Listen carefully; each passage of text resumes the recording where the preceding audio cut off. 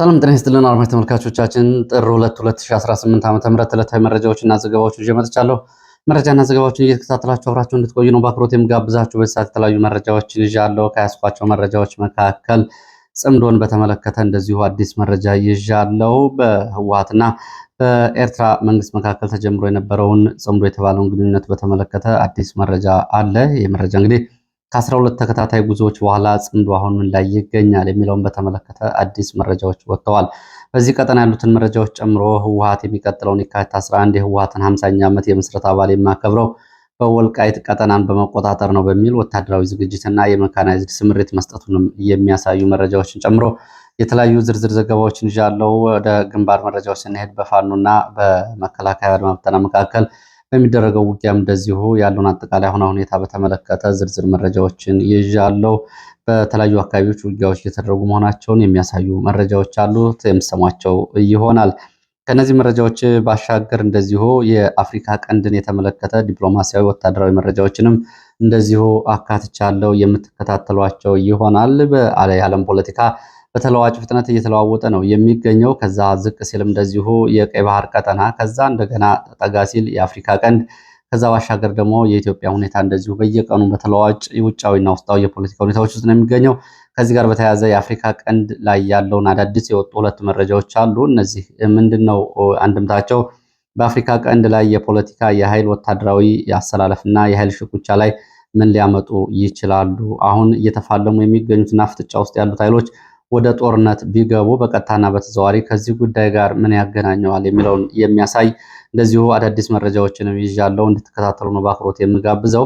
በዓለም አቀፍ ደረጃ እንግዲህ በተለይ የአሜሪካው ፕሬዚዳንት ዶናልድ ትራምፕ የቬንዙዌላውን ፕሬዚዳንት በኮማንዶ ይዘው ከሄዱ በኋላ የዓለም የተለያዩ የኃይል ሚዛኖች መዛባታቸውን እንዲሁም ደግሞ እስካሁን ድረስ ተገንብተዋል የተባሉትና የአሜሪካን የኃይል እንቅስቃሴ ያስቆማሉ የተባሉት እነ ብሪክስ ነው የቻይናና ሩሲያን ጨምሮ እዚህ ግባ የሚባል የፖለቲካ ተጽዕኖ አለማሳየታቸው ጉዳዩን አነጋጋሪ አድርጎታል።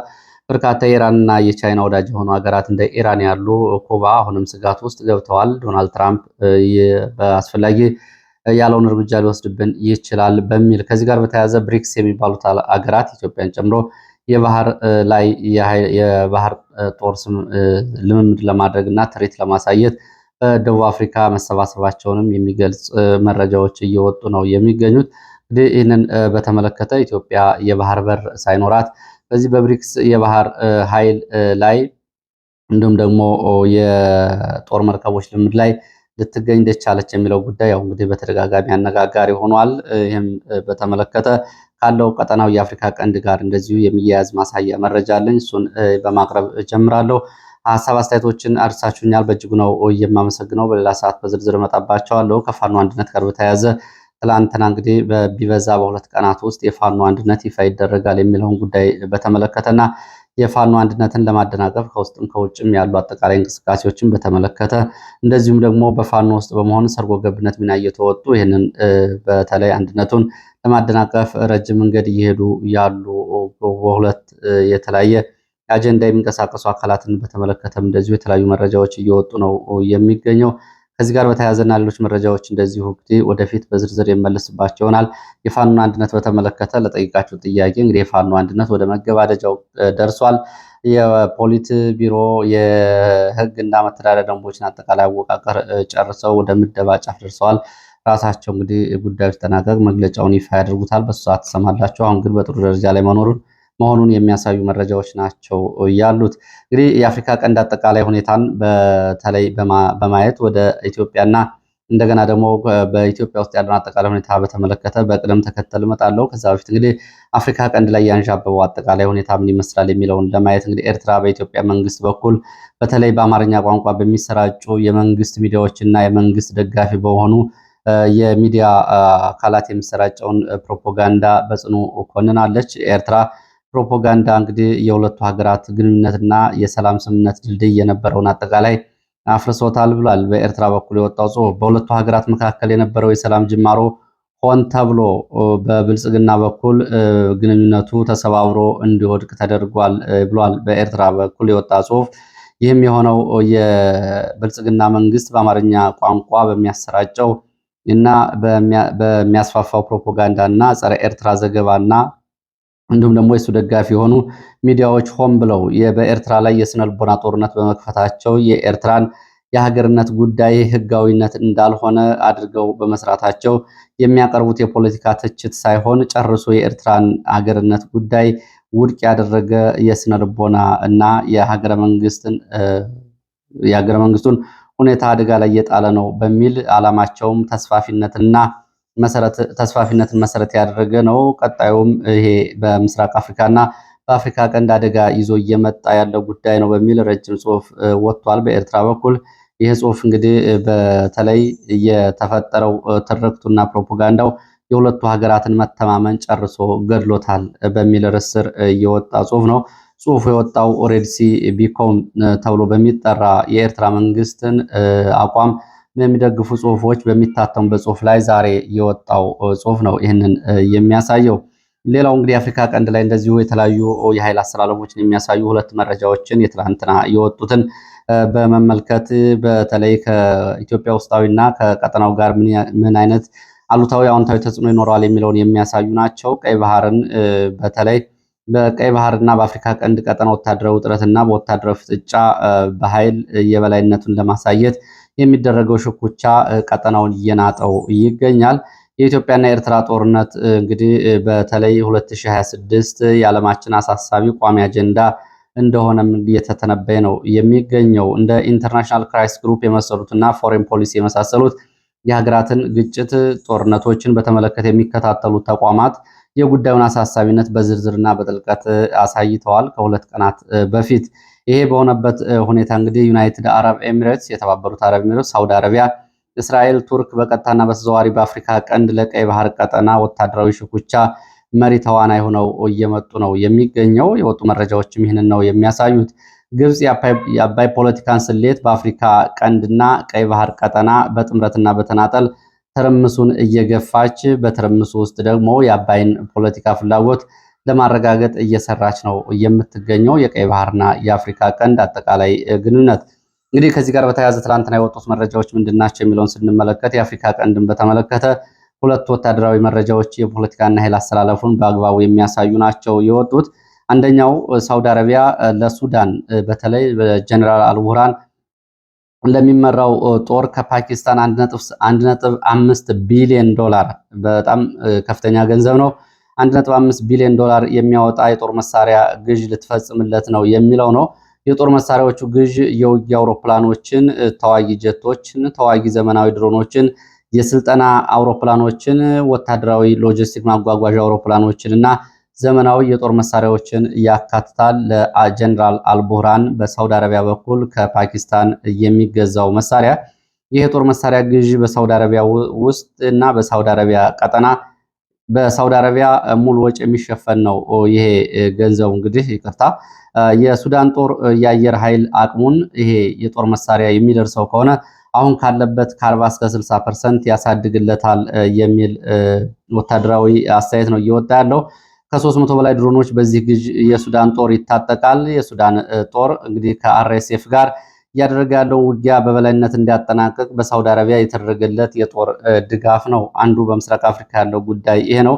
እንግዲህ በሁለተኛው መረጃ ደግሞ ትላንትና ከተሰሙ መረጃዎች መካከል የሶማሊያው የሞቃዲሾ ፕሬዝዳንት ሼክ ሐሰን መሐመድ ከአረብ ሀገራትና ከቱርክ ጋር በመሆን እስራኤልን ከምስራቅ አፍሪካ እናስወጣለን፣ ለዚህም እየሰራን ነው የሚለው ጥሪያቸው ነው።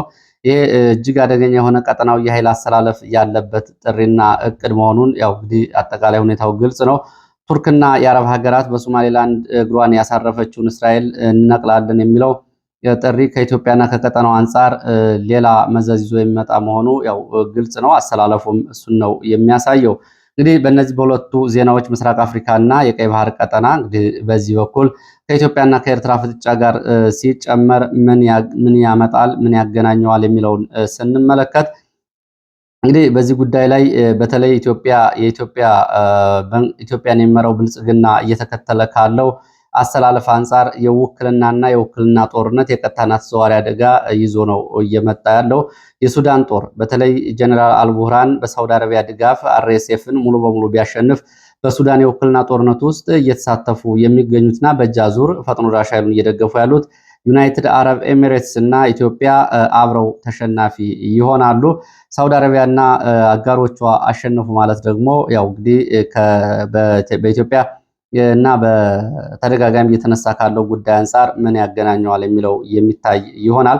በሌላ በኩል በሱዳን፣ በኤርትራ፣ በህዋት፣ በግብጽ፣ በሳውዲ አረቢያ አሸናፊ ይሆናሉ ማለት ነው። እንግዲህ አርኤስኤፍ በዚህ የጦር መሳሪያ የሚሸነፍ ከሆነ ከዚህ በኋላ በትብብር የአብይ አህመድ መንግስትን አገዛዝን ለማስወገድ የሚደረገው እንቅስቃሴ እንደዚሁ እንግዲህ ግማሽ መንገድ ይሄዳል ማለት ነው። የሶማሌላንዱ ሜዳ ደግሞ ከሱዳን ሜዳ ባሻገር የሶማሌላንድ ሜዳው ደግሞ ሶማሌላንድ ሜዳ ላይ ሞቃዲሾ እና በተባባሪነት የጠሯቸው ሀገራት ቱርክና የአረብ ሀገራት የሚለውጡት የኃይል ሚዛን በእርግጥ የለም። ካለ ግን ያም እንግዲህ እስራኤልን ከአፍሪካ ቀንድ ማስወጣት አቅም ከተፈጠረ ከተሳካላቸው ዩናይትድ አረብ ኤሚሬትስ እና ኢትዮጵያ በዚህ ሜዳም በተዘዋዋሪ ተሸናፊ ይሆናሉ ማለት ነው። እንግዲህ በሱዳን ሜዳም ሆነ በሶማሌላንድ ሜዳ የሚገኘው ድልና ሽንፈት በአዲስ አበባ ብልጽግና መንግስት ላይ ከውድቀት እስከ መናጋት ሊያመጣ የሚችል ግልጽ የኃይልና የፖለቲካ አሰላለፍ ነው። ይሄ በኢትዮጵያ ውስጥ ካለው የውስጥ ጦርነትና ቀውስ ጋር ሲደማመር ለ2026 የፈረንጆቹ ለብልጽግና እንግዲህ የከፋ ዘመን ያደርገዋል። ከቀጠናዊና ከሀገር ውስጥ የኃይል ጉዳይ ጋር ሲታይ ሶማሊያ የዩናይትድ አረብ ኤሚሬትስን የአየር ክልሏ እንዳትጠቀም ሙሉ በሙሉ ክልከላ ማድረጓም ከአፍሪካ ቀንድ ከወጡ መረጃዎች መካከል በትላንትናው ዕለት አንዱ ነው። ሶማሊያ የተባበሩት አረብ ኤሚሬቶች የአየር ክልሏን እንዳይጠቀሙ ሙሉ በሙሉ ከልክላለች። በዚህ የክልከላ ባሻገር ደግሞ ያው እንግዲህ ዩናይትድ አረብ ኤሚሬትስ ያው ኪሳራ ደርሶባታል። ባለፉት 3 ቀናት ዩናይትድ አረብ ኤሚሬትስ የጦር መርከቦቿ የመን የባህር ዳርቻ ላይ በሳውዲ አረቢያ ጀቶች ተደብድበው ከጥቅም ውጭ ተደርገዋል። ከጥቅም ውጭ ከመደረጋቸው ባሻገር ለየመን ተገንጣይ ቡድን ሊቀርብ የነበረ 2 መርከብ ሙሉ የጦር መሳሪያ እንደዚሁ ወድሟል። ስለዚህ ዩናይትድ አረብ ኤሚሬትስ በዚህ 2 ቀናት እንግዲህ ይህንን ፖለቲካዊና ዲፕሎማሲያዊ ኪሳራ፣ ወታደራዊ ኪሳራ ገጥሟታል። የየመኑ ተገንጣይ ቡድን መሪ ከሳውዲ አረቢያ ወጥተው ወደ ሶማሌላንድ ከዛ እንደገና ወደ አረብ ኤሚሬትስ ኮብልለው ገብተዋል። እንግዲህ አረብ ኤሚሬትስ ደቡብ የመንን እንዲገነጥሉ እያስታጠቀቻቸው እያደረጃቻቸው ያሉ ታጣቂ ቡድኖች መሪ ነው ወደ አረብ ኤሚሬትስ የገባው። የሱዳን ፈጥኖ ደራሽ ኃይል በሞቃዲሾ አየር ክልል የአረብ ኤሚሬትስ ለሱዳኑ ፈጥኖ ደራሽ ኃይል በሞቃዲሾ አየር ክልል በፑንትላንድ በጁባላንድ እና በሶማሌላንድ በኩል ታቀርበው የነበረው የጦር መሳሪያ ድጋፍ እንግዲህ በዚህ አየር ክልል አይተላለፍም ማለት ነው። ከትላንት ጀምሮ ሙሉ በሙሉ ይቋረጣል። ሀርጌሳን መጠቀም ለዩናይትድ አረብ ኤሚሬትስ አሁንም ቀላል ሊሆን ይችላል። ይህም ግን ይዞት የሚመጣው ጉዳይ አለ። ከዚህ አንጻር ሶማሌላንድን በተመለከተ ጅቡቲ፣ ግብፅና ሱዳንን ጨምሮ 22 የሙስሊም ሀገራት በትብብር እስራኤል ለሶማሌላንድ የሰጠችውን እውቅና በአስቸኳይ እንድታነሳ ጠይቀዋል። እስራኤል የሌሎች ሀገራትን ውስጣዊ አንድነት፣ ሉዓላዊነት አደጋ ላይ እየጣለች ነው፣ ይህን ልታከብር ይገባል የሚለው የ22 ሀገራት የጋራ መግለጫ ሞቃዲሾ ግዛቷን ለማስከበር ለምትወስደው ወታደራዊ፣ ዲፕሎማሲያዊና ወታደራዊ እርምጃ ከጎኗ እንሆናለን ሲሉ 22 የሙስሊም ሀገራት እስራኤልን በማውገዝ ይህንን ገልጸዋል። እንግዲህ ከሞቃዲሾ ጥሪ አንጻር እስራኤልን ከምስራቅ አፍሪካ ለማስወጣት የሚደረገው ዘመቻ በቱርክና በአጋር ሀገራት ይደረጋል ነው። ያው ቱርክ እንግዲህ የሶማሌ የባህር የአየርና የምድር ክልል እንዲጠበቅ ስምምነት መደረጉ ከ2 ዓመታት በፊት ይታወቃል። ይህ እንግዲህ በአፍሪካ ቀንድ ያለው አጠቃላይ ሁኔታ ነው የሚያሳየው። ከዚህ ጋር በተያያዘ በትላንትናው ዕለት እንደዚሁ የቻይናው የውጭ ጉዳይ ሚኒስተር በአዲስ አበባ በነበራቸው ጉብኝት ተከትሎ በኢትዮጵያ በኩል ለቻይና የተሰጠው እንደዚሁ ድጋፍ፣ የዲፕሎማሲያዊ ድጋፍ በታይዋን በኩል ቁጣ ቀስቅሷል። ታይዋን በመግለጫ ቁጣዋን አሳይታለች። ታይዋን የኢትዮጵያን ወቅሳለች። የቻይና ኮሚኒስት ፕሮፓጋንዳ ፓርቲ ሰለባ ሆናለች ኢትዮጵያ፣ ይህ እጅግ ያሳዝናል፣ ያሳፍራል ስትል ነው ኢትዮጵያን ታይዋን እያወገዘችው። የቻይና ግዛት አካል ነች ማለቷ ስህተት ነው። እኔ ራሴን የቻልኩ ሉዓላዊ ሀገር መሆን እየታወቀ ኢትዮጵያ የቻይናውን የኮሚኒስት ፓርቲ ፕሮፓጋንዳ በመቀበል የቻይና ግዛት ናት የሚል ድጋፍ መስጠቷ ታይዋን እንግዲህ በዚህ ቀጠና ለሚፈጸመው አጠቃላይ ቀውስ እና ለሚመጣው አደጋ ኢትዮጵያ አስተዋጽኦ እያደረገች ነው በሚል ወቀሳ አቅርባለች። ታይዋን ከሀርጌሳ ኤምባሲዋ በሰጠችው መግለጫ ኢትዮጵያ ቀጠናውን የሚያውክ ድርጊት ከመፈጸም እንድትታቀብ እና እንድትቆጠብ ጠይቃለች። ኢትዮጵያና የአፍሪካ ህብረት የቻይና ሉዓላዊ ግዛት መሆኗን እንደሚቀበሉና ታይዋን የምትባል ሀገር እንደሌለች መግለጻቸውን ተከትሎ ነው ታይዋን ይህንን ቁጣ የገለጸችው። ወደ ሌሎች ዝርዝር መረጃዎች ነው የሚሄደው። ወደ ሌሎች የአገር ውስጥ ዝርዝር መረጃዎች ሲሄድ ወደ ወለጋ የሚወስደን መረጃ ማስቀደም ጀምራለሁ። ወለጋ ጊዳ አያና ወረዳ አማን አምባ ተብሎ በሚጠራ ቦታ ወይም ደግሞ በሌላ ስሙ ጋሬሮ ተብሎ በሚጠራ ቦታ ከማለዳ ጀምሮ ውጊያ እየተደረገ መሆኑን የሚወጡ መረጃዎች ገልጸዋል። በአካባቢው ትጥቅ ለማስፈታት እየተንቀሳቀሰ ያለው የኦሮሚያ ልዩ ኃይል እና ኮማንዶ ጋቸና ሲርና ረጲ ሎላ ጋር ነው ውጊያ እየተደረገ ያለው። ትጥቃችን አንፈታም፣ ህይወታችን አደጋ ላይ ነው በሚል ወጣቶቹ ትጥቅ ላለማስረከብ ራሳቸውን እየተከላከሉ ነው። ውጊያው እንግዲህ በቡድን መሳሪያዎች ጭምር እየታገዘ ነው። ከማለዳው 11 ሰዓት ተኩል ጀምሮ በዚህ አካባቢ ውጊያና ተኩስ እየተደረገ መሆኑን የዓይን እማኞች ገልጸዋል። ስለ ጉዳቱ ግን የተገለጸ ነገር የለም። ሌላው መረጃችን በመግቢያ ያስተዋወቅኳችሁ ጽምዶን የተመለከተ ነው። ወደ ግንባር መረጃዎች እመለሳለሁ። ጽምዶን በተመለከተ የተለያዩ መረጃዎች እየወጡ ነው የሚገኙት። የህወሓትና የኤርትራን መንግስት ግንኙነት በተመለከተ በተለይ ጽምዶን ወደ አንድነት ለማምጣትና ጽምዶን በተመለከተ የሐሳብ ደጋፊ እንዲሁም ደግሞ የተግባር ማሳያ ሆነው መሬት ላይ በመውረድ ተግባራትን ካከናወኑ የህወሓት ደጋፊ ማህበራዊ ሚዲያ መሪዎች መካከል እነ ብርሃነ ገብረ ገርግስ ወይም ደግሞ በቅጽል ስሙ ልፍታይ ተስፋዬ የጽምዶ አደጋ ገጥሞታል የሚል መረጃ አጋልጧል። እንግዲህ እንደ መረጃው ከሆነ ጽምዶ ችግር ውስጥ ገብቷል በሚል መረጃውን እያወጣ ያለው ብርሃነ ገብረ ገርግስ ከዚህ ሂደትም ራሱን ሊያገል እንደሚችል ነው የገለጸው። እንግዲህ ብርሃነ ገብረ ገርግስ ማን ነው የሚለውን መጀመሪያ መመልከት ያስፈልጋል። ስለ መረጃው ከዝርዝር ከመሄድ በፊት ይሄ እንግዲህ መጀመሪያ በኤርትራ በኩል የማህበራዊ ሚዲያ ተጽዕኖ ፈጣሪ ከነበረው አወል ሰይድ ጋር በመሆን ብርሃነ ኤርትራ ውስጥ በመገናኘት ጽምዶን ወደ ተግባር እናመጣለን በሚል እንቅስቃሴ ያደረገ የህወሓት የማህበራዊ ሚዲያ መሪ ነው። በወቅቱ እንግዲህ ጌታቸው ረዳ ትግራይን ያስተዳድር በነበረበት ወቅት ለምን ያለ ፍቃድ ወደ ኤርትራ ሂደህ ይህንን ነገር ታደርጋለህ በሚል ለእስር ተዳርጎ እንደነበር ይታወቃል። አሁን እንግዲህ ከሀሳብ እስከ ምስረታ ድረስ በተግባር ያንቀሳቀስነው ጽምዶ አሁን አደጋ ገጥሞታል እያለ የሚገኘው ብርሃነ ገብረ ገስግስ ነው።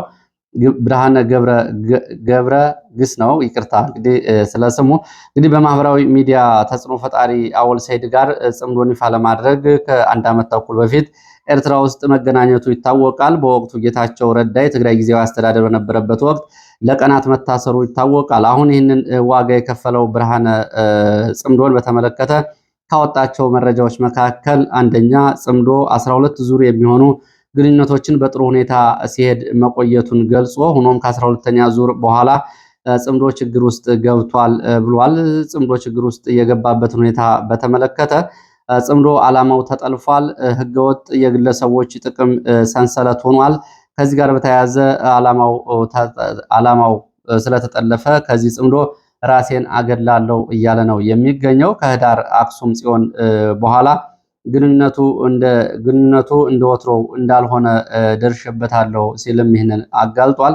እንግዲህ ይህንን በተመለከተ ጽምዶን በተመለከተ ያው እንግዲህ ግንኙነቱ ለዓላማውን ስቷል የሚል መግለጫ ቢያወጣም በሌላ በኩል ግን አሁንም ግንኙነቶቹ እንደቀጠሉ መሆናቸውን የሚያሳዩ መረጃዎች አሉ።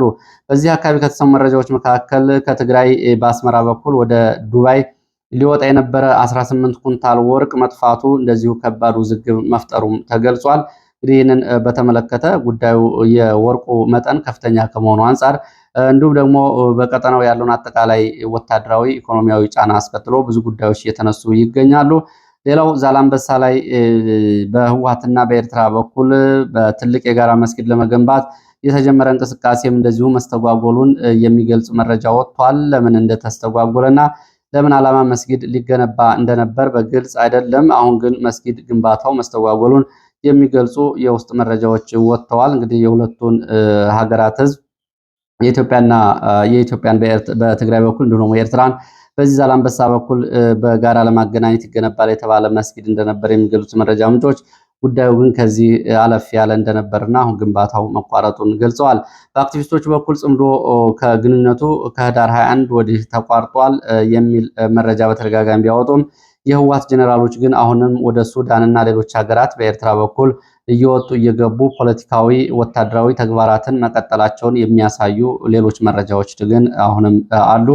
በቅርብ ቀናት እንኳ በርካታ ተግባራትን በማከናወን ከሱዳን ወደ መቀሌ የተመለሱ የህወሓት ጀኔራሎች መኖራቸው ይታወቃል። ይህ እንግዲህ አሁን ታህሳስ ላይ ግንኙነቱ ከህዳር 12 ወዲህ እንደዚሁ ችግር ገጥሞታል ቢባልም ከዚህ ወዲህ ግን አሁንም ግንኙነቶች መቀጠላቸውን የሚያሳዩ መረጃዎች መኖራቸውን ለማረጋገጥ የሚያሳይ ነው። ወታደራዊ አዛዦቹ በሱዳንና በሌሎች ሀገራት እንቅስቃሴ አድርገው ወደ ትግራይ እየተመለሱት።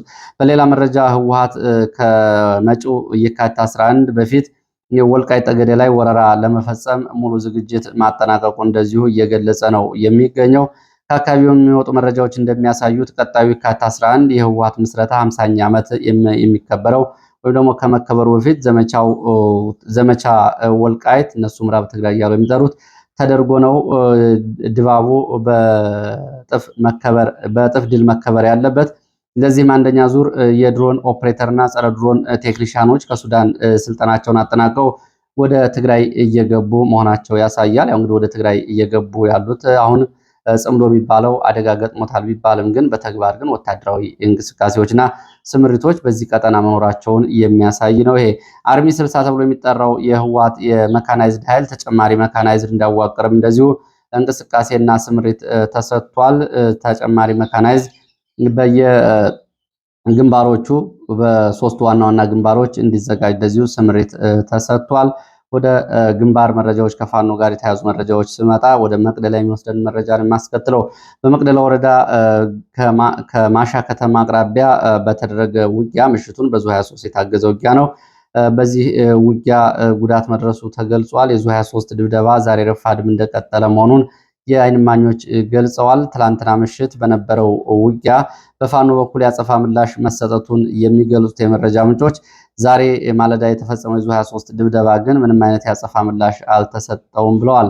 መቅደላ ወረዳ ታህሳስ 28 በነበረው ከባድ ውጊያ ከ27 በላይ የሚሊሻ አባላት፣ 11 የመከላከያ አባላት፣ በቁጥር ያልታወቁ የአድማ ብተና አባላት ሙትና ቁስለኛ መሆናቸውን መረጃ ምንጮቹ ገልጸዋል። ውጊያው እንግዲህ ያደረሰው ጉዳት ተከትሎ እስካሁን ድረስ የወዳደቁ አስከሬኖች እስከዛሬ ፍለጋ ላይ መሆናቸውን የመረጃ ምንጮቹ ገልጸዋል።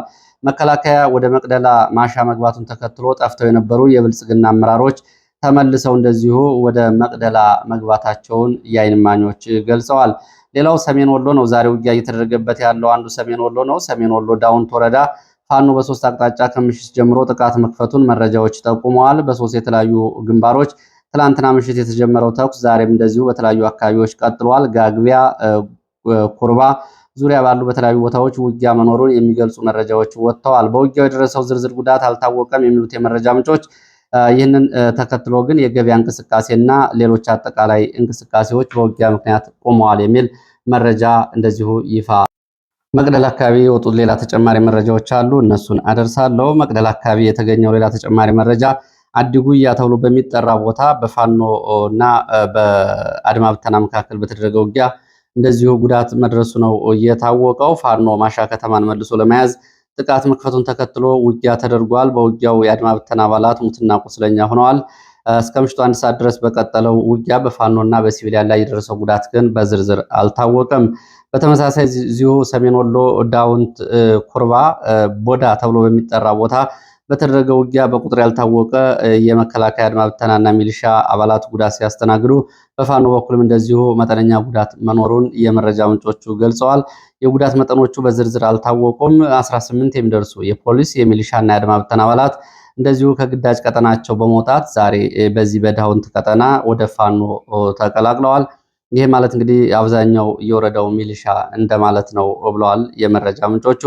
ወደ ሌላ መረጃችን ስንሄድ ወደ መተከል የሚወስደን መረጃ ነው።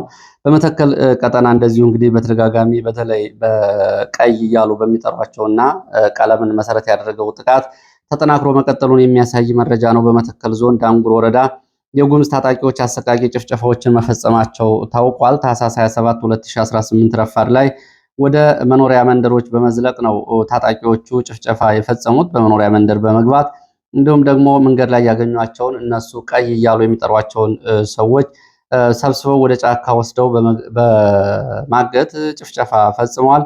17 ሰዎች ተጨፍጭፏል። ከነዚህ ውስጥ እንግዲህ ህፃናትና ሴቶች ይገኙበታል። 8 ሰዎች ደግሞ እስካሁን ድረስ የደረሱበት አልታወቀም። 17 ሰዎች ከጭፍጨፋው በኋላ የቀብር ስነ ስርዓታቸው ተፈጽሟል። ሌሎቹ ደግሞ አሁንም እየተፈለጉ ነው። ከዚህ መካከል 9 የሚሆኑት ሰዎች የሁለት የቤተሰብ አባላት ናቸው የሚሉ መረጃዎችም ወጥተዋል። ታጣቂ ቡድኖቹ ከሱዳን ብሉ ናይል ግዛት አዲስ ተጨማሪ ታጣቂ ካስገቡ በኋላ እና እንደዚሁም ደግሞ በትጥቅ እንፈታለን በሚል በካምፕ በግልገል በለስ ከተቀመጡ በኋላ እንደገና ከነዚህ አቅጣጫዎች በመንቀሳቀስ ነው ይህንን ጥቃት ያደረሱት። የጉምዝ ታጣቂዎች አሁን በአካባቢ ከሚንቀሳቀሱ የሽኔ ታጣቂዎች ጋር በመሆን ባለፈው ከ33 በላይ እነሱ ቀይ እያሉ የሚጠሯቸውን ንጹሐን መጨፍጨፋቸው ይታወቃል። ባለፈው በሸኔ የተፈጸመውና አሁን የተፈጸመውን ጭፍጨፋ ተከትሎ በሁለት ወራት ብቻ ከ70 በላይ ንጹሐን መጨፍጨፋቸው ነው የተገለጸው።